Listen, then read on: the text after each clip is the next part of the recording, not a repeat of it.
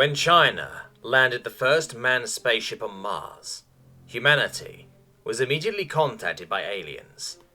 Formerly concealed by dark matter, it turned out the space was filled with intelligent life that had been eagerly waiting to meet us.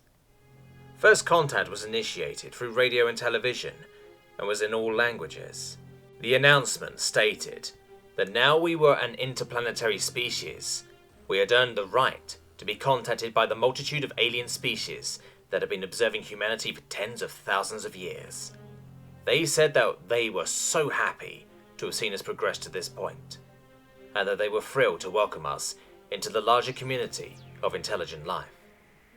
Over the next few years, Earth was besieged by tourists from space. They were an hallucinatory parade of figures of all shapes and sizes, ranging from the microscopic to the towering.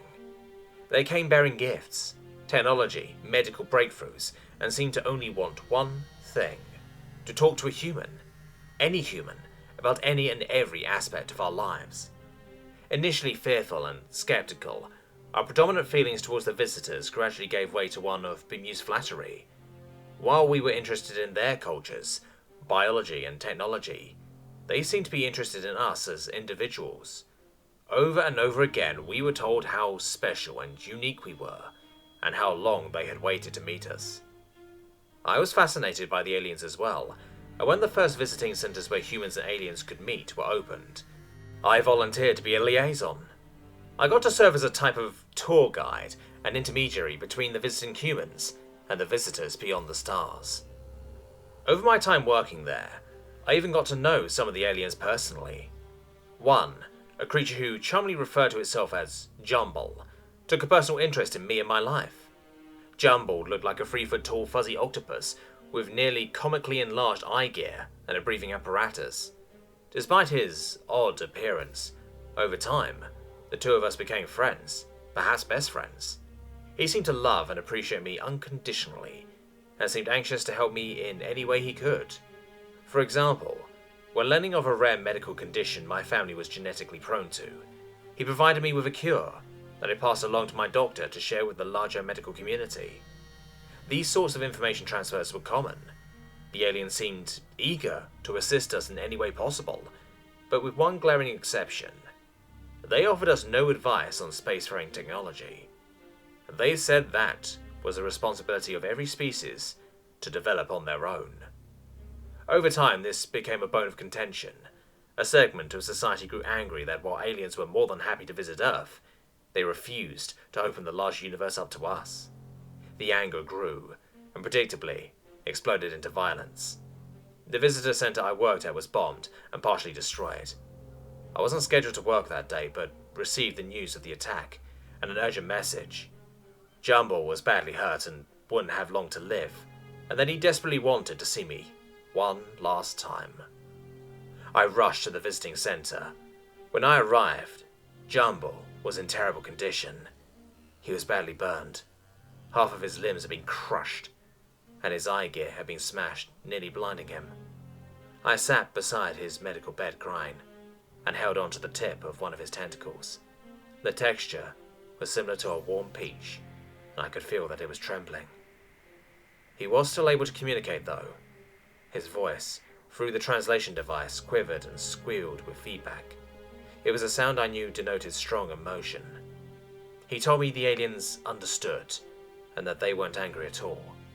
They wouldn't hold humanity accountable for the actions of a few angry members of our species. They had been watching us a long time, and weren't terribly surprised this happened. In fact, Jumble said that he'd even returned personally, in another body. This was one of the first references I, or anyone from Earth as far as I knew, had heard about the aliens' beliefs about the afterlife. It was a subject they usually seemed uncomfortable talking about. Understandably curious, I probed deeper. "Are you an avatar of some kind?" I asked. "If so, what does your real body look like and where are you?" Jumble's translator made a slight squeal and a popping sound, sounds I attributed to denoting both sadness and amusement. "No, this was the body I was born into, but my essence, my personality, will be reborn on my home planet. This will happen to all the alien visitors destroyed today. It's happened thousands of times in the past. It'll just take a while for me to return to Earth, and I'll never see you again. I've grown to care about you, and I am deeply distressed by that."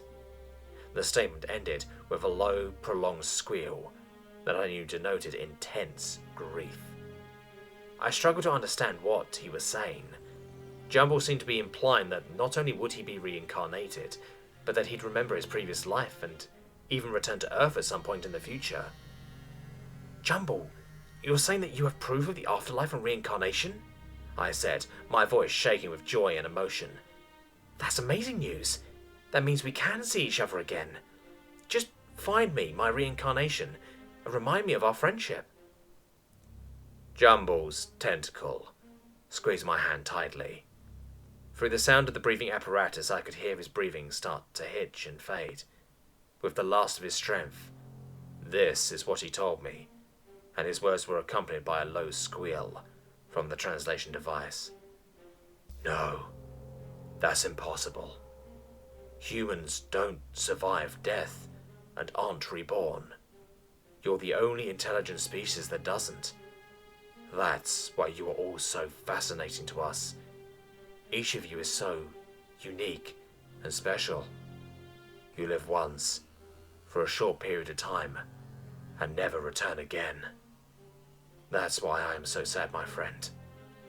I will miss you."